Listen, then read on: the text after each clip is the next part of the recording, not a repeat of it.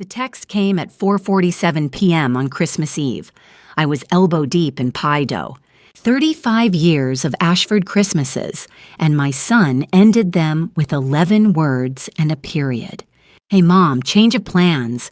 Me and Megan decided to keep it small this year. Just us and the kids. Jared's coming over. It's a small family thing, Mom. See you in January. Love you.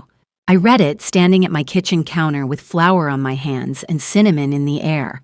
The Christmas binder was open beside me. Every tab complete, every checkbox filled, 35 years of menus and gift lists and seating charts stacked in my handwriting.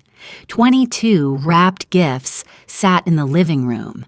The cabin key hung on its red ribbon by the front door, where it had hung every December for 28 years. A small family thing. I am his family. I am his mother. I am the woman who carried him for 9 months and held Christmas together for 35 years after that. I read the text again. I counted the people he listed. Him, Megan, their 2 kids, Jared, 5 Ashfords at Christmas. I am also an Ashford. I was an Ashford before any of them existed. I wiped the flour from my hands. I closed the binder. I picked up the phone and called Gerald, my accountant, who's managed my finances for 20 years. Gerald, I said, I need to cancel some things. It was 5:02 p.m. I had the rest of the evening. Let me tell you about the binder. I started it the year Brandon turned 5. Frank's mother had just passed. Heart failure, quiet and quick. And somebody had to hold Christmas together. I raised my hand. I never put it down. The binder is leather. Dark burgundy, brass clasp, my initials stamped on the bottom right corner.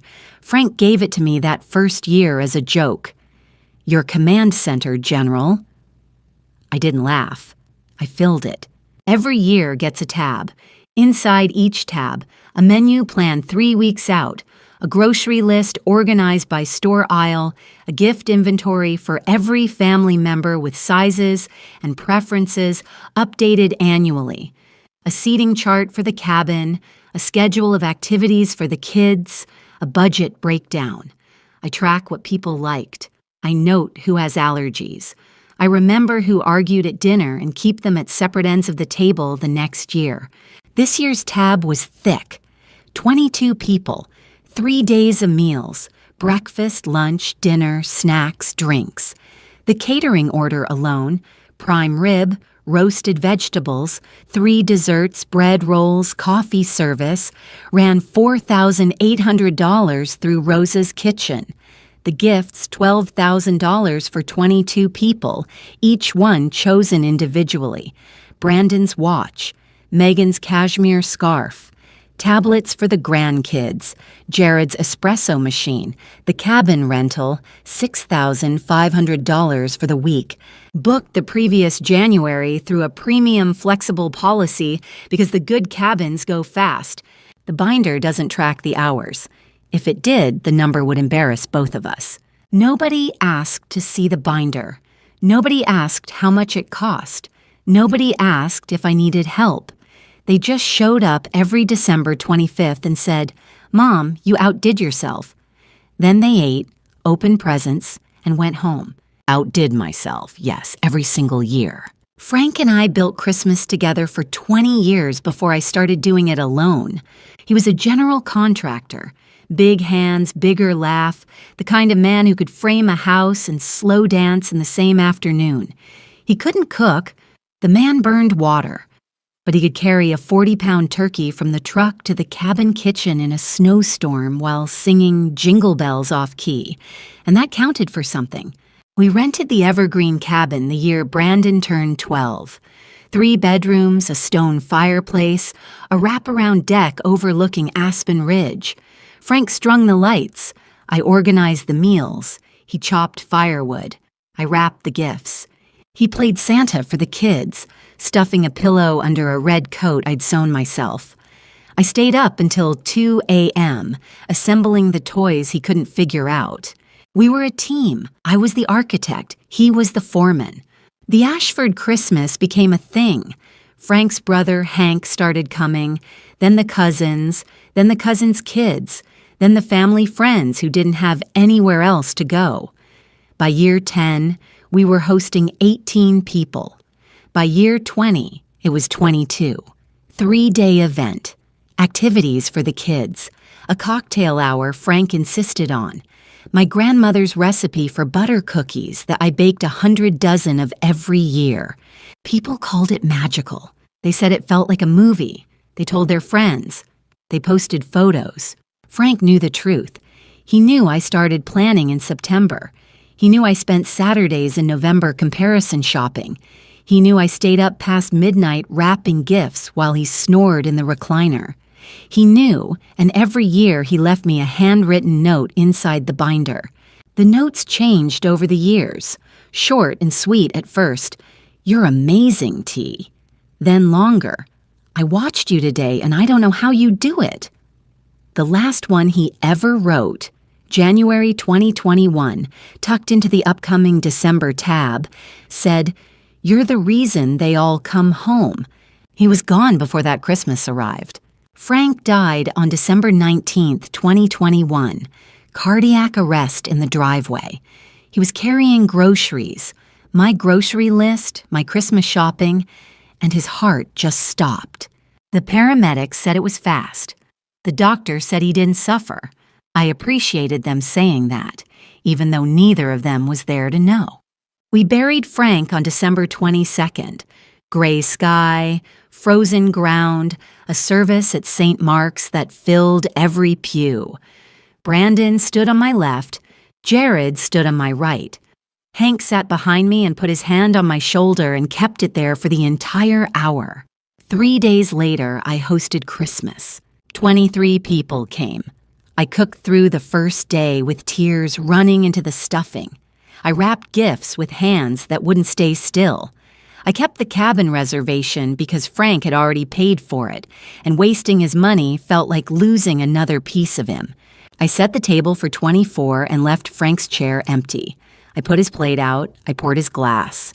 Nobody told me to. Nobody stopped me. They came. They ate. They opened gifts. They hugged me once, sometimes twice. They said how brave I was. They said Frank would have wanted this. They said, "Teresa, this is beautiful." Then they left. They drove home to their families and their lives and their warm beds, and I stood in the cabin kitchen at midnight washing 23 sets of dishes by hand because the dishwasher was broken, and I hadn't had time to call a repairman because I'd been planning Christmas while burying my husband. One person asked if I was okay. One person offered to help with the dishes. One person stayed past midnight. That was Hank. He dried every plate. He didn't say a word. He just dried. After Frank died, things changed. Not all at once. Slow. Gradual. Like the tide pulling sand from under your feet. You don't feel it moving until you look down and you're standing on nothing. Year 1. Megan suggested we simplify Christmas. Fewer dishes, she said, fewer activities. Give yourself a break, Teresa. She smiled when she said it. I cut 2 dishes from the menu and added a rest day at the cabin. Nobody else volunteered to pick up the slack. Year 2. Brandon started making decisions without asking me. He moved Christmas dinner from the cabin to his house, then moved it back when Megan's oven broke 2 days before. He didn't apologize for the chaos. He didn't mention that I'd had to rebook the cabin on 72 hours' notice. He said, "Glad we figured it out." He said we. Year 3.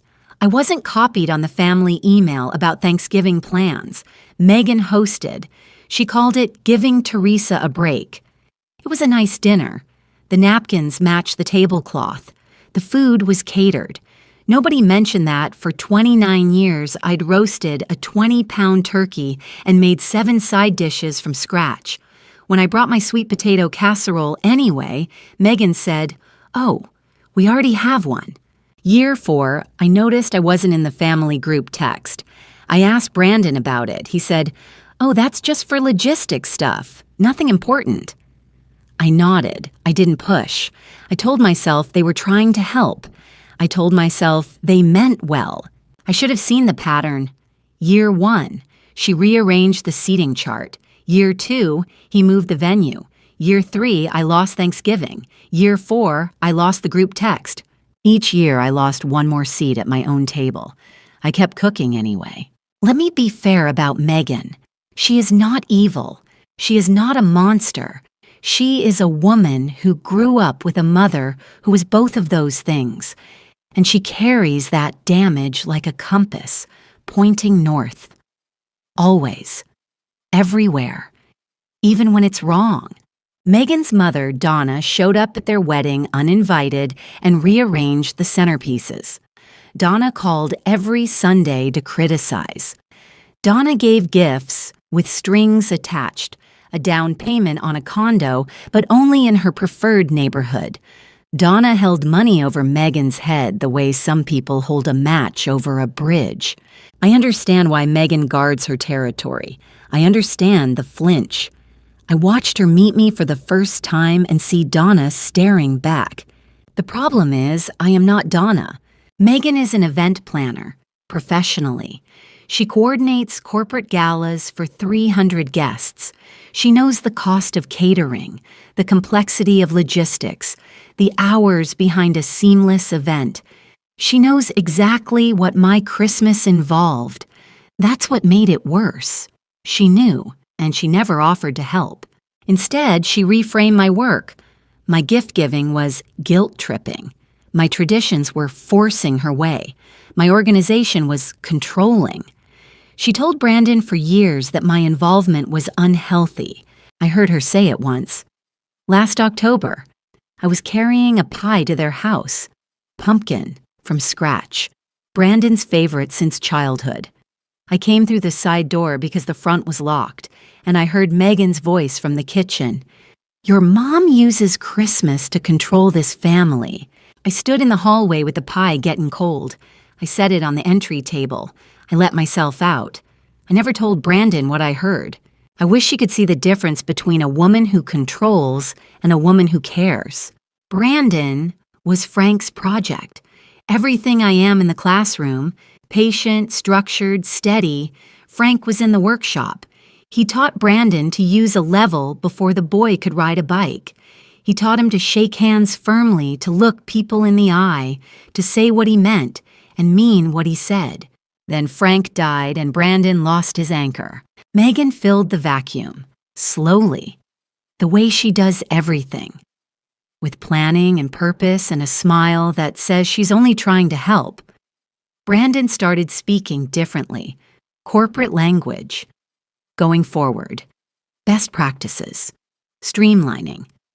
He stopped calling me mom in group settings. I became Teresa. He texted instead of called. He hedged instead of committed.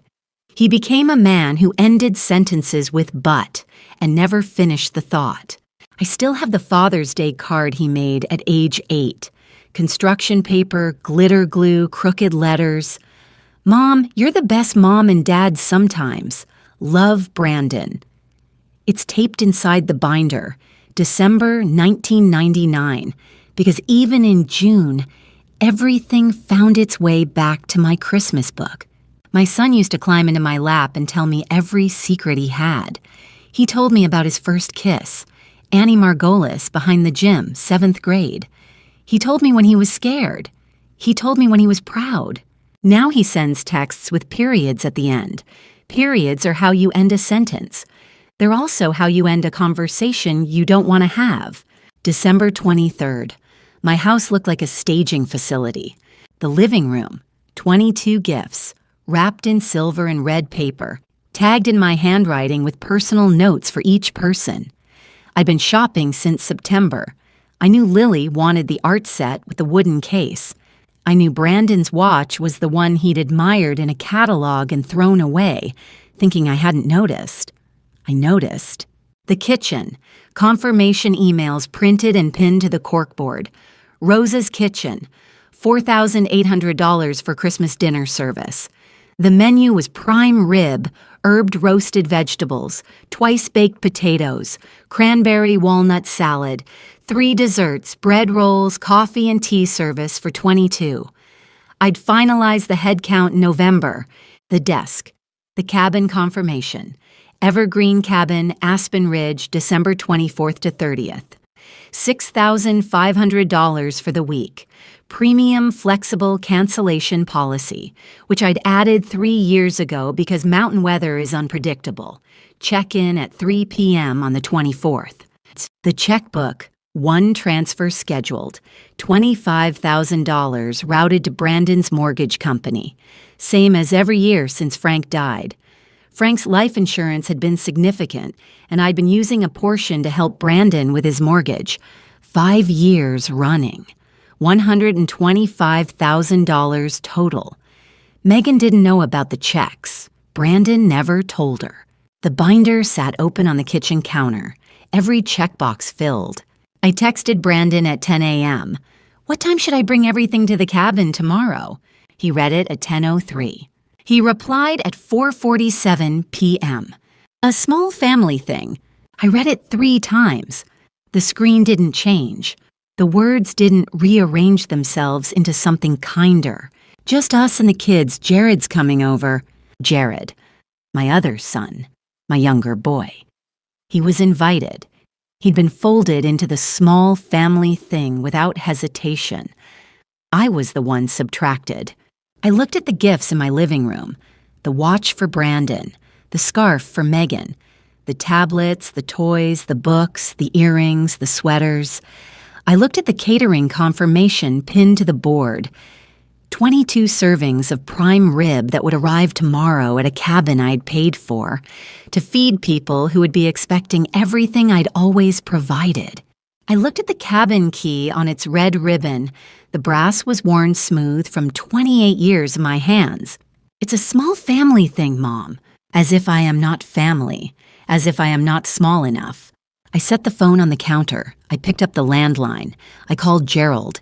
If you've ever been the one who held everything together only to be told you're not needed, stay with me.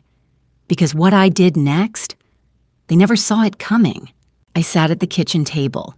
The gifts surrounded me. 22 packages in silver and red, stacked like a department store display. The house smelled like cinnamon and pine.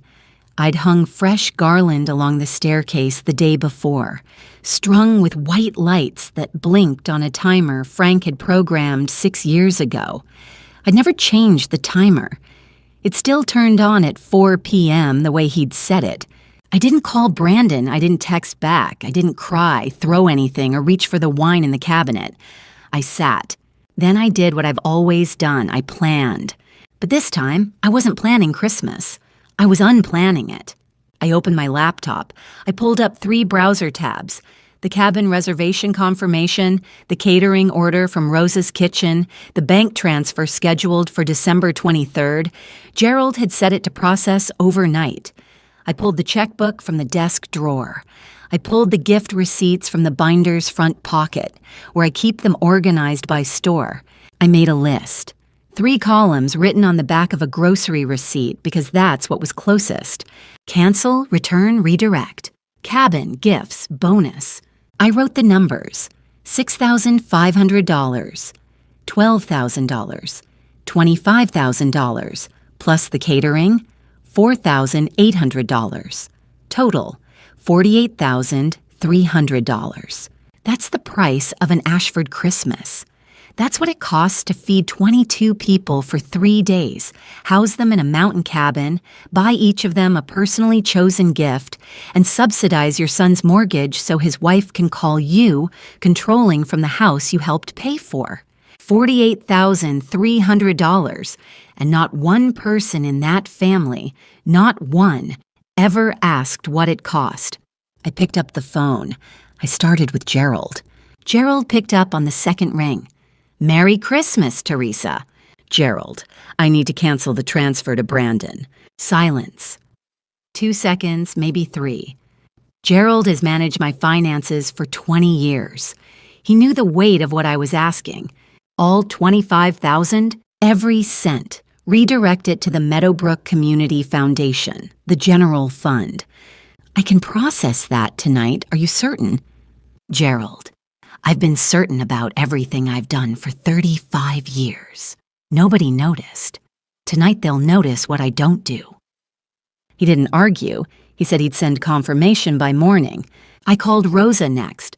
Rosa Gutierrez, owner of Rosa's Kitchen, my caterer for 12 years. She picked up on the first ring. She was prepping my order, my Christmas Eve order that she'd been filling faithfully since 2014. Rosa, I'm so sorry. I need to cancel tomorrow's delivery. Teresa, is everything okay? Change of plans. Rosa hesitated. Then she said something that made my stomach drop. Your daughter-in-law called last week. She wanted to know about the order. She asked if she could change the menu. I gripped the phone tighter. What did you tell her? I told her it's your account, Teresa. She'd need your authorization. Megan called Rosa. Megan tried to change my catering order. She was already managing my Christmas from behind the curtain, adjusting the production while telling Brandon to cut me from the guest list. Cancel the full order, Rosa. I'm sorry for the late notice. Don't apologize. I've been cooking for you for 12 years. You've never canceled once. She paused. You take care of yourself, Teresa. I hung up. 2 calls down. The cabin was next. The gift returns would come last. I checked the time, 6:14 p.m. The night was young. I had work to do. Christmas Eve, 8 p.m. The stores were closing in an hour, but the parking lots were already empty. Everyone was home with their families, everyone except me.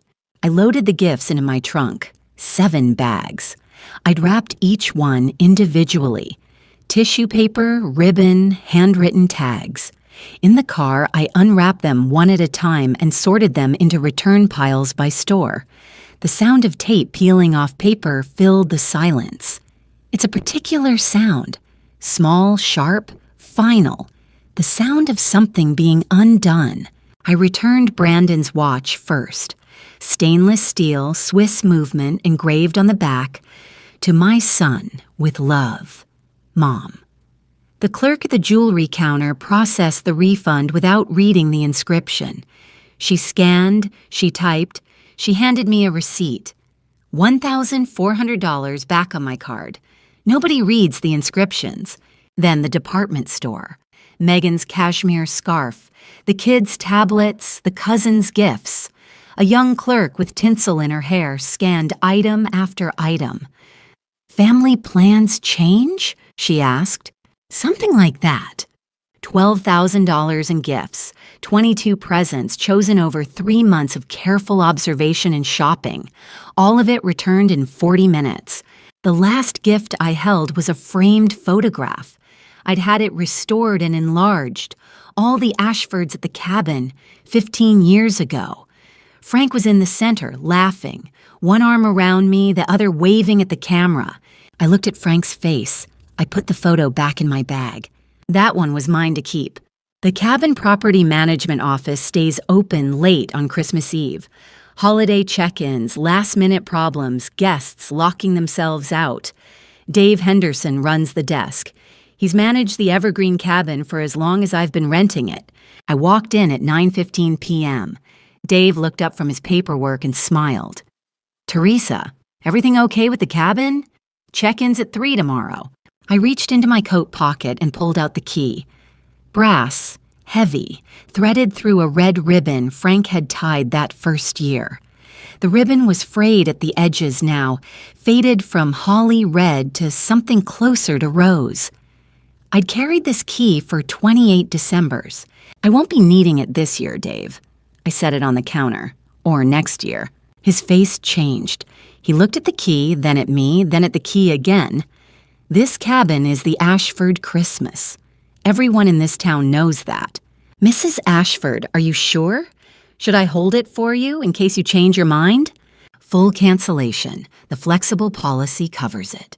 It does, but process the refund, Dave, and have a Merry Christmas.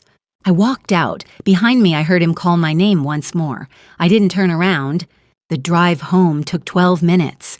Christmas lights blurred past the windows, reds and greens and whites, strung on porches and wrapped around mailboxes, lighting up houses full of people who were together tonight. The key was gone. The ribbon was gone. 28 years, handed across a counter in 30 seconds. I felt something I hadn't expected. Not sadness, relief. I came home to a house that was staged for a performance that had been canceled. The tree was up. 7 feet of Douglas fir, decorated with ornaments I'd collected over 40 years. The kids' handmade ones from school, the glass balls Frank's mother had given us, the silver star on top that I climbed a stepladder to place every year, because Frank always said I was the only one who got it straight. The stockings were hung. I'd hung them out of habit the week before. Brandon's, from when he was 12, red felt with a glitter glue reindeer. Megan's, which I'd bought to match after their wedding. The grandchildren's monogrammed last year. My own hung last because I always ran out of hooks and had to improvise. I took them down, one at a time. Brandon's first, then Megan's, then the kids', then mine. I folded them and put them in the box under the stairs. The mantel looked naked without them. I sat in Frank's recliner. The leather still held the impression of his body, wider in the seat, worn on the left armrest where he rested his elbow. I ate leftover soup from a mug. I watched the snow fall outside the kitchen window, heavy and soft, the kind of snow that makes everything quiet. My phone buzzed at 10:30 p.m. Uncle Hank. Merry Christmas, Teresa. I'll be at your door at 10 a.m. tomorrow. Don't argue. I smiled. First time in 6 hours? Bring wine, I texted back. Already in the car, he replied. I couldn't sleep Christmas morning. 4 a.m., dark and cold, the house ticking with silence. I made coffee. I sat at the table, and my mind did what it does when the rest of me stops. It organized. It sorted. It filed. I kept thinking about Brandon's iPad last week, Wednesday. I'd stopped by their house to drop off Lily's birthday party invitation list. Megan had asked me to hand address the envelopes because my handwriting was so much nicer. I'd sat at their kitchen counter and addressed 30 envelopes while Megan was upstairs on a work call. Brandon's iPad was next to me. We have the same model, same case, same color. I picked it up thinking it was mine. The screen was unlocked. A group chat was open. At the time, I glanced at it for half a second, realized it wasn't my device, and set it down. I'm a retired principal. I don't snoop. I respect privacy the way I respect fire codes. Automatically and completely. But lying awake on Christmas morning, those half-second fragments came back. The chat was called Ashford Xmas 2026. 9 members. I saw names I recognized. Brandon, Megan, Jared, cousins. I was not in it. I'd never seen it. The most recent message I'd glimpsed was from Megan. Don't tell Teresa yet. Brandon will handle it. Handle it? Like I was a problem to be managed. Like I was a vendor to be canceled. Like 35 years of building Christmas for these people had made me an inconvenience to be handled. 9 people in that group chat. 9 people who saw Megan type those words and said nothing. They planned their Christmas the way you plan a party that someone isn't invited to. Because that's exactly what it was. And there, between the logistics and the menu suggestions, was a message from Jared, my younger son, my baby. 2 words. Sounds good. Should I bring wine? He didn't hesitate. He didn't question. He didn't say, what about mom? He asked about wine. I didn't spiral. I've spent 32 years managing a school building with 600 children, 43 teachers, and a leaky roof. I know how to receive bad information and keep my hands steady. I sat with what I'd remembered the way a principal reviews a disciplinary report. I read the evidence. I considered the context. I weighed the severity. 9 people planned a Christmas without me. My son was the messenger. My daughter-in-law was the architect. My younger son was a willing participant. The cousins went along because going along is what people do when someone else makes the plan. Megan wrote, "Don't tell Teresa yet. Yet." That word. As if the telling was always coming, just later, just softer, just after every decision had already been made. But here's the thing. I didn't cancel Christmas because of the group chat. I canceled it the night before, hours before this memory crystallized. I canceled it on instinct and heartbreak, standing in my kitchen with flour on my hands and rejection on my phone. The group chat didn't change my decision. It built a floor under it. It confirmed that my instincts were right. This wasn't one text on one night.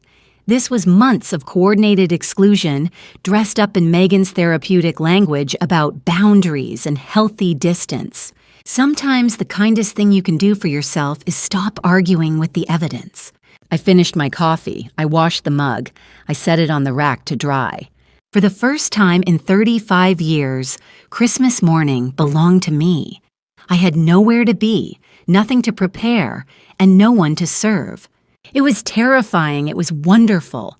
Let me tell you what was happening at Brandon's house, because I know the template. I built the template. Christmas morning. Megan set the table with new linen napkins. She'd ordered them from a catalog, cream with gold embroidery. She put out the good china, which was actually my good china that I'd lent her for Thanksgiving 2 years ago and never got back. She arranged a centerpiece. She turned on the playlist. She made it look like a magazine. But here's what Megan didn't do. She didn't order the food. She didn't buy the gifts. She didn't book the cabin. She didn't prepare the schedule, the activities, the snacks for the kids, the breakfast spread, the afternoon cocktail hour, the midnight hot chocolate that Brandon has loved since he was 6. Megan planned a takeover. She didn't plan a Christmas. There's a difference. An event planner knows this. You can design the invitations, choose the color scheme, pick the venue. But if nobody books the caterer, there's no food. If nobody orders the equipment, there's no sound system. If nobody hires the staff, nobody's clearing the tables. Megan designed the Christmas. I was the caterer, the equipment, and the staff. She fired me and forgot to replace me. At 8 a.m., Brandon texted me, "Merry Christmas, Mom. We'll catch up in January." A heart emoji. He sent 11 words of rejection on Christmas Eve and followed it with a heart emoji on Christmas morning. My son communicates his love in punctuation now. An emoji is not a conversation. A heart symbol is not a heart. I didn't reply. I was drinking coffee in Frank's chair, watching the snow and waiting for Hank. The family was about to discover what happens when the person who did everything does nothing. If you know a woman like me, a mother, a grandmother, someone who holds it all together while everyone else just shows up, share this story. She needs to hear it. 10 a.m. Christmas morning, the first domino fell. Megan checked her phone for the catering delivery confirmation. Nothing in her inbox. She checked spam. Nothing. She called Rosa's kitchen. Rosa answered. She was home with her own family. The order had been canceled. The kitchen was closed. Mrs. Ashford canceled last night. Megan said, "I'm Mrs. Ashford." Rosa said, "The other Mrs. Ashford, the one who placed the order. The original. The one who'd been paying for Christmas dinner for 12 years.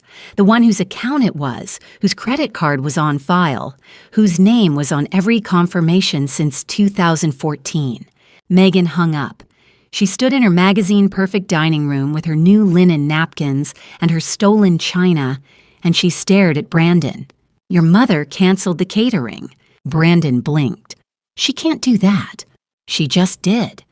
"But that's our Christmas dinner, 22 servings." "5, Brandon. You invited 5 people, but you were expecting food for 22 because your mother was going to provide it, like she always does." I found out later, Rosa told me, what Megan said next on the phone in a second call 10 minutes later. There must be a mistake. There was no mistake. There was a cancellation. A cancellation is a decision someone makes when they have been uninvited from the thing they were paying for. An event planner should know the difference. But neither Brandon nor Megan did the one thing that might have mattered.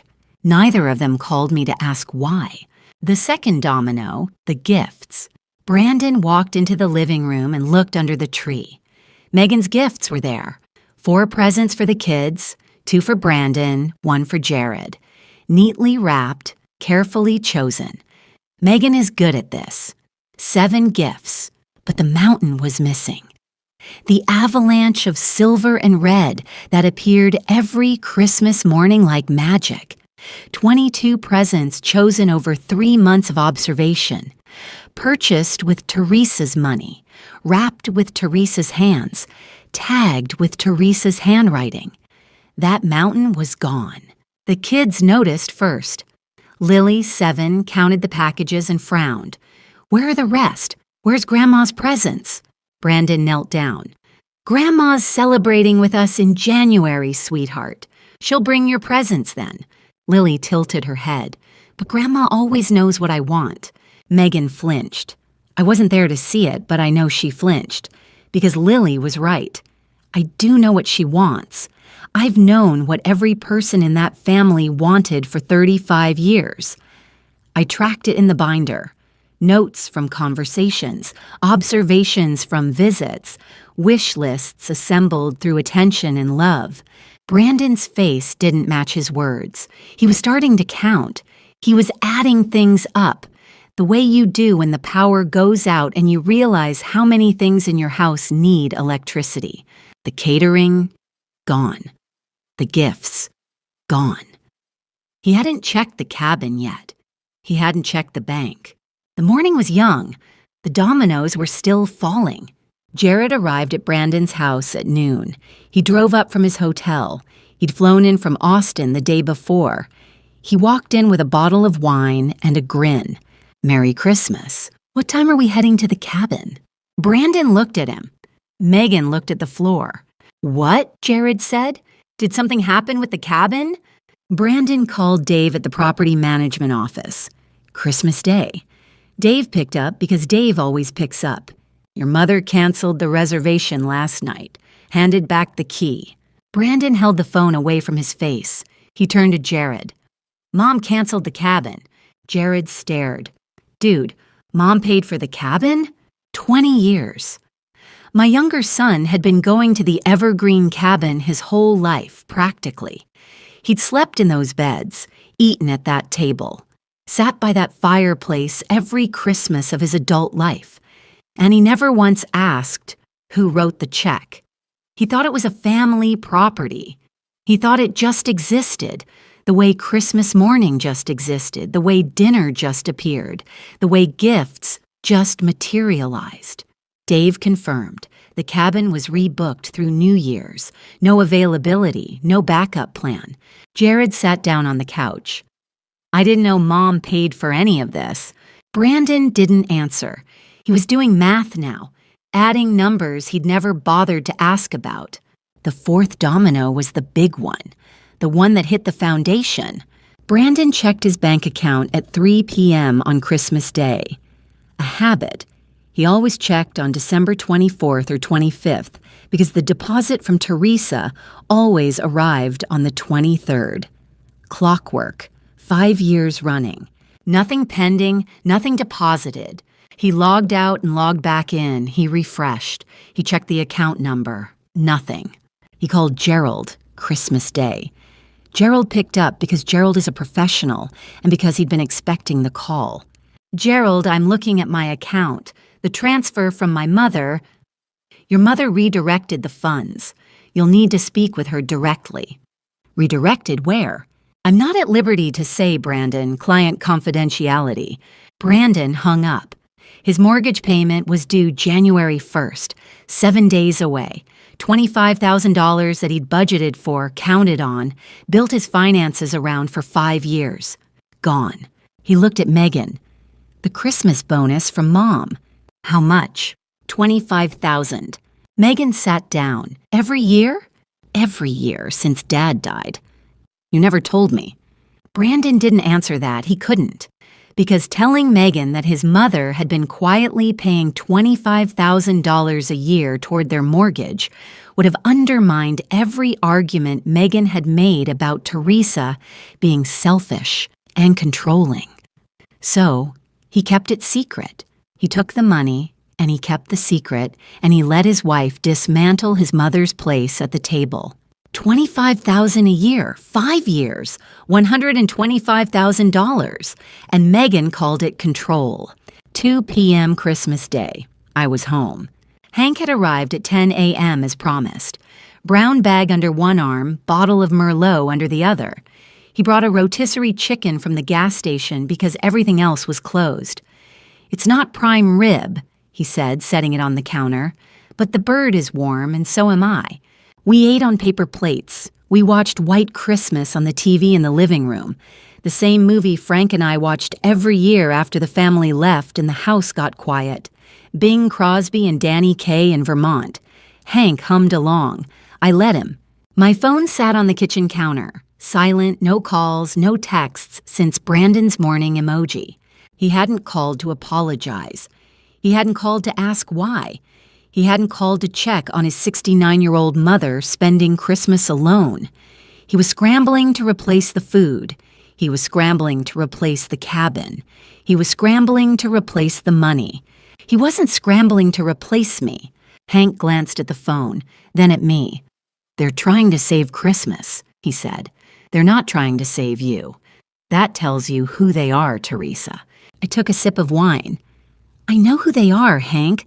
I've known for a while. I just stopped pretending."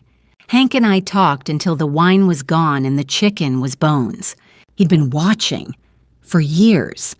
He'd watched Megan edge me out, one tradition at a time. He'd watched Brandon fold. He'd watched Jared drift. He'd said nothing because he wasn't sure it was his place. Frank's brother, not Frank. Frank would be furious, Hank said. He'd drive to that house and have words. Frank would have been heartbroken, I said. That's worse. He'd also be proud of what you did last night.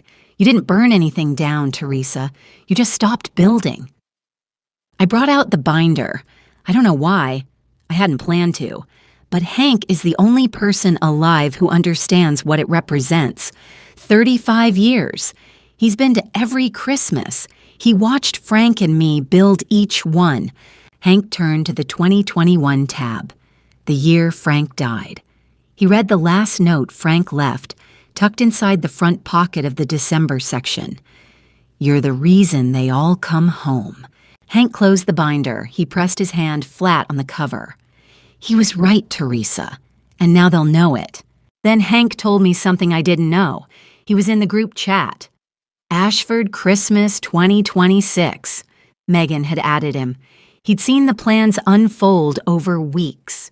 I fought with Brandon about it, Hank said, 2 weeks ago. I told him it was wrong. He said, Megan thinks it's best. I said, Megan thinks wrong. He stopped replying. Hank had tried. He'd fought for me and lost, the only person who did. 5 p.m. Christmas Day. The phone finally rang. Brandon. Not a text this time, an actual call. I almost didn't recognize the sound. My son calling me on a telephone, using his voice like a human being communicating with his mother. I picked up. Merry Christmas, Brandon. Mom, what's going on? His voice was tight, controlled. The voice he uses in meetings when a project is behind schedule. The caterer said you canceled. The cabin is gone. The gifts. Mom, what happened? I was calm. I'd had all day to be calm. You said it was a small family thing, Brandon. I respected that. But the food, the gift, the cabin, those were my contributions to the family Christmas. Since I'm not part of it this year, neither are they. Silence. 3 seconds. 5. I could hear Megan breathing in the background. Then, Mom, that's not fair. My son said this to me on Christmas Day. The son who excluded me from Christmas said that my response to being excluded was not fair. I let that sentence sit in the air like smoke. What's not fair, Brandon? He couldn't answer because he knew. In the background, I heard Megan whisper, urgent, sharp. Ask her about the check. Brandon cleared his throat. Mom, Megan wants to know. I heard her. The answer is, I redirected the funds. The Meadowbrook Community Foundation sends their thanks. Merry Christmas, Brandon. I hung up. I set the phone back on the counter. I turned to Hank. More wine? God, yes, he said. Hank called his niece at Brandon's house later that evening. She'd been there all afternoon. She told him everything. Megan was furious. Not sorry, not reflective. Furious. She's punishing us. That was Megan's first response. She's being manipulative. This is exactly what I was talking about, and she uses money to control everyone. Brandon was quiet. He was sitting at the kitchen table with a calculator app open on his phone. $4,800 plus $12,000 plus $6,500 plus $25,000. He did the math twice. $48,300. That's how much his mother poured into Christmas every year, alone, without help, without thanks. Megan said, "We don't need her money." Brandon said nothing, because they did need it. The mortgage payment was due in 7 days, and every year that Brandon accepted that $25,000 check, he knew. He knew his mother was subsidizing the life his wife used as a stage to campaign against her. $25,000 a year, 5 years, $125,000, and Megan called it control. Then Jared spoke. He'd been silent all day, sitting on the couch, drinking wine, being Jared. The man who confused detachment with independence. The man who lived 1,000 miles away and called it neutrality. Jared said, "Did any of us even get Mom a present?" Silence. Total silence. Nobody did. Not Brandon, not Megan, not Jared, not the cousins. Nobody bought Teresa a gift. They hadn't in years. They just assumed I didn't want anything. They assumed the woman who gave everything wanted nothing. $48,300 out, $0 in, and they called me controlling. 6 p.m. I told Hank I was going to the Meadowbrook Community Shelter. He nodded. Want company? I'd love it. I packed what I had. The cookies I'd baked 3 days ago, originally for the family, butter cookies from my grandmother's recipe, 100 dozen in tins wrapped with ribbon. I loaded them into the car with the leftover wine and 2 foil-wrapped plates of chicken. The shelter was warm and bright. Fluorescent lights, long folding tables, paper tablecloths with printed candy canes, volunteers in Santa hats, children running between chairs. I put on an apron and served dinner, chicken and mashed potatoes, green beans, rolls. I poured coffee. I handed out cookies to children who took 2 and asked for 3. I sat down next to a woman named Dolores, 74 years old, silver hair, kind eyes. Her children lived in Oregon. She hadn't seen them in 2 years. We didn't talk about families. We ate cookies. We watched the children play. Dolores patted my hand on the table. "You have kind hands," she said. I stared at her. The last person who said that to me was Frank, 12 years ago. He said it while I was rolling pie crust, and I'd laughed because my hands were covered in flour. Thank you, Dolores. Merry Christmas, dear. Merry Christmas. January 2nd, 9 days after Christmas. Brandon showed up at my door. Alone. No Megan. No kids. Just my son.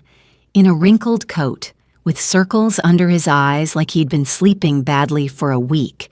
He probably had. I opened the door. Brandon. Mom. He stood on the porch, snow on his shoulders. He looked like he wanted to say something and couldn't find the first word.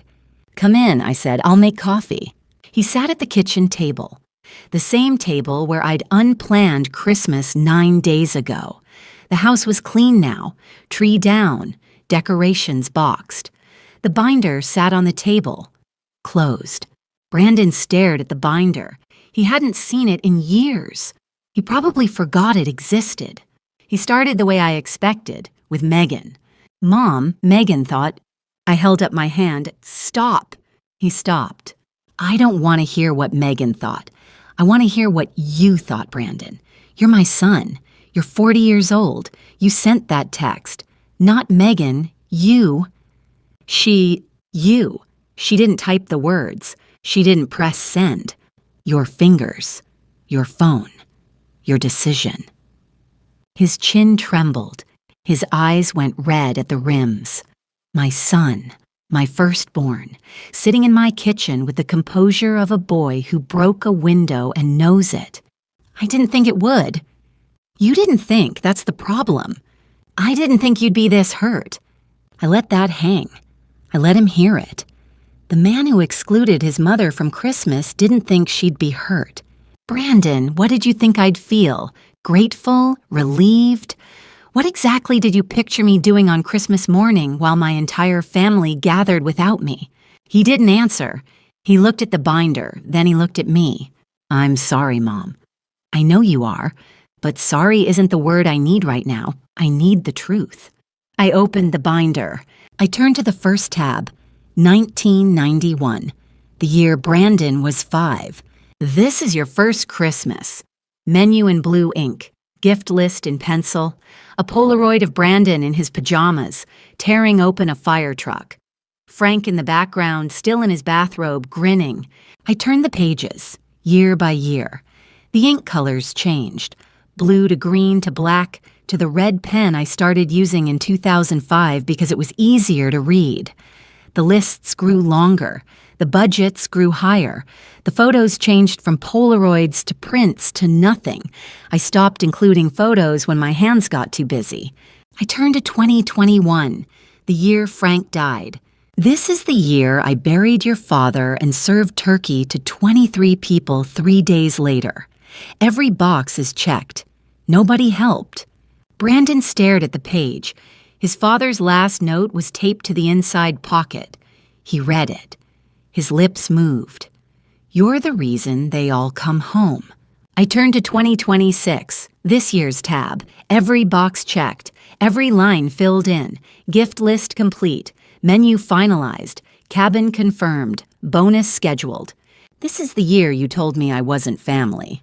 He tried to speak. Nothing came. 35 tabs, Brandon.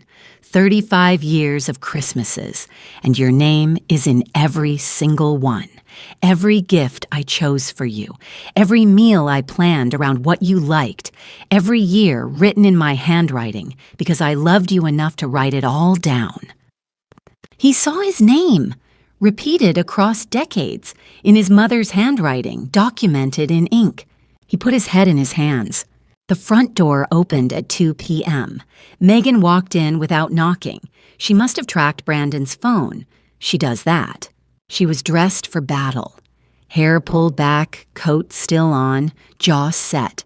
She stood in my living room doorway and aimed her opening line at me like a weapon. Teresa, I understand you're upset, but this kind of financial retaliation is exactly... Megan. I didn't raise my voice. I've never had to. 32 years of managing a school building teaches you that volume is the first thing you sacrifice when you want to be taken seriously. I canceled my own orders. I returned my own gifts. I redirected my own money. What exactly did I take from you? She opened her mouth, closed it, opened it again. You, the cabin and the dinner, my cabin, my dinner, my money. I didn't take anything from you. I stopped giving. She stood still. I could see the gears working. Every corporate gala she'd ever planned. She knew the cost of labor, the cost of logistics, the hours behind a flawless event. She just never applied that math to me. You're an event planner, Megan. You know exactly how much work goes into what I did every year. You knew, and you told my son I was controlling. Megan sat down. Her armor cracked, not dramatically, a hairline fracture, but enough. Her eyes went wet. My mother used holidays to... I'm not your mother, Megan, I never was. She cried, not performative tears, real ones. Quiet, messy, the kind that come from a place so old you forgot it was there. I didn't comfort her. Not yet. She hadn't earned that yet. My phone rang at 3 p.m. Brandon and Megan were still at the table, sitting in the wreckage of what they'd done. I looked at the screen. Jared, Austin area code. Mom? Jared. I'm sorry. 2 words. His voice was small. Smaller than I'd heard it since he was a boy calling from summer camp, homesick and trying not to show it. I should have said something. I was in that group chat and I didn't want to get involved. You were involved the moment you didn't speak up, Jared. Silence is a choice. I know. Do you? Because you've made that choice every year since your father died. You let Brandon and Megan run this family because it was easier for you. You live 1,000 miles away and you think distance is the same as neutrality. It's not. A long pause. Traffic sounds in the background. He was probably driving, the way he always processed hard things, behind the wheel, moving away from whatever hurt.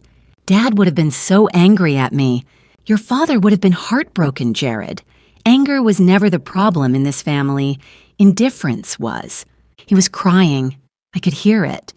My 36-year-old son, who hasn't visited in over a year, crying in his car in Austin, Texas, 1,000 miles from the mother he forgot. I'm booking a flight, he said. February, I'm coming to see you. You're welcome anytime, Jared. You always were. I sat back down across from Brandon and Megan. The binder was still open between us, Frank's note visible. 3 decades of love documented in colored ink. I'm not punishing you, I said. I need you both to hear that. This is not revenge. This is not manipulation. I am choosing myself. For the first time in 35 years, I am choosing myself. Brandon looked at me. Megan stared at her hands. I will not be organizing Christmas anymore. I will not be funding anyone's mortgage. I will not be the invisible engine that runs this family while being told I'm not part of it. I paused. I let the words settle. If you want a relationship with me, it will be as equals, not as a service provider, not as a backup plan, not as someone you handle. Megan flinched at that word. She remembered typing it. I love you, Brandon. I will always love you, but I will not love you at the cost of myself. Not anymore. Brandon said quietly, Mom, I don't know how to do Christmas without you. Then it's time you learned. I did it for 35 years, Brandon, alone for the last 5. You can manage one. I closed the binder. I placed my hands flat on the cover, the way Hank had done the night before. You said it was a small family thing. I looked at my son. You were right. I am the smallest, quietest, most invisible thing in this family, and I just became the loudest silence you've ever heard. Nobody spoke. The kitchen clock ticked. The coffee went cold. I let the silence do the work. January came and went like a cold wind through an open door. Brandon scrambled to cover the mortgage payment. He and Megan sold a piece of furniture, an antique console table Megan had bought at auction, and borrowed the rest from Megan's sister. They made the January 1st deadline by 3 days. The February payment they handled on their own. It was tight. They'd been living with a $25,000 cushion for 5 years and never built a budget without it. Megan and Brandon fought, not about me, about the money. She was furious he'd kept the bonus secret. He was furious she'd orchestrated the exclusion. They fought about the kind of things couples fight about when the foundation cracks. Who knew what, who said what, who should have said something. Uncle Hank stopped visiting Brandon's house. He told his niece, and his niece told the cousins, and the cousins told their parents. News traveled the way it always does in families, not through announcements, but through absence. People stopped calling Brandon for Sunday dinners. The Ashford circle contracted. 2 of the cousins who'd been in the group chat called me in mid-January. They apologized. They said they didn't think it was a big deal. They said they assumed I knew. I said it was 35 years of 1 year. Absence is its own announcement. I didn't tell anyone what happened. I didn't post anything. I didn't make a single phone call. I just stopped doing what I'd always done, and the vacuum was louder than anything I could have said. February. I bought a new binder. Not leather this time. Something lighter. Blue canvas, silver clasp, half the weight. I labeled the cover with a sticker maker Lily had given me 2 Christmases ago. Teresa. Not Ashford Christmas, not family plans, just my name. I opened it to the first tab and wrote 3 words I'd never written in 35 years of planning. Things I want. I stared at them. I'd never made a page for myself. Every tab I'd ever created was for other people. Their meals, their gifts, their schedules, their comfort. This page was blank and mine. I filled it in an hour. A trip to Savannah. I've wanted to see the squares since I read Midnight in the Garden 20 years ago. A pottery class at the community center. Weekend volunteering at the Meadowbrook shelter. A reading group at the library. The $25,000 I'd redirected went to the Meadowbrook Community Foundation. In March, they used it to launch an after-school tutoring program at my old school. They named it the Frank Ashford Learning Center. I went to the opening ceremony. I cut the ribbon. I stood in the hallway where I'd been principal for 32 years and watched children sit down at desks paid for with the money my son didn't need as much as they did. I cried for the first time since Christmas. Standing in that hallway, I finally cried. March. A letter arrived, not a text, not an email, a handwritten letter, 3 pages, in an envelope with a stamp and a return address I recognized as Brandon's. My 40-year-old son, who communicates in text messages and emoji hearts, wrote me a letter. His handwriting is terrible, always has been, even after I spent 2 summers tutoring him in cursive. It's the most beautiful thing I've read since Frank's last note. He wrote about what he'd learned. He wrote about taking the kids to the store to buy their own presents for the first time. How long it took. How hard it was to choose for 20 people when you've never done it before. He wrote about trying to cook Christmas dinner at his house on New Year's. The ham was overdone. The potatoes were lumpy. The kids ate cereal. He wrote, "I didn't know how much you carried, Mom. I should have. I'm sorry I let someone else decide what our relationship was." He didn't mention Megan. He didn't make excuses. He just apologized. Like a man. Like his father would have. The last line. I found one of Dad's notes in an old box. It said, "Take care of your mother. She takes care of everything else." I failed at that, Mom. I won't fail again. I read the letter twice. I put it in the new binder. First item under Things I Have. December. 1 year later, I am not hosting Christmas. I'm attending one. Brandon organized it himself. It took him 3 months of planning. I know because Lily told me proudly that her dad had been doing binder stuff. He didn't call it a binder. He called it a spreadsheet. Close enough. The dinner is at Brandon's house. The food is takeout from Rosa's kitchen. Brandon called her in October and ordered for 12. He paid with his own credit card. The ham he attempted himself. Megan helped. It's slightly burned on the outside. It's perfect. The gifts are modest, personal. Lily made me a card with glitter glue and crooked letters. She's 8 now, practically a teenager in her own mind, but she remembered. "Mom, you're the best grandma. I'm keeping it forever." Brandon pulls out the chair at the head of the table. "Sit here, Mom. This is your seat." I sit. I don't cook. I don't serve. I don't clean. I am a guest at a table my son built. It's smaller. It's imperfect. It's his. Megan quietly hands me a gift she wrapped herself. A framed photograph. Teresa and Frank at the Evergreen Cabin 15 years ago. The same photo I'd kept. "I found the original," Megan says. "I thought you should have it." I hold the frame. Frank is laughing. I'm standing beside him, looking at him, not the camera.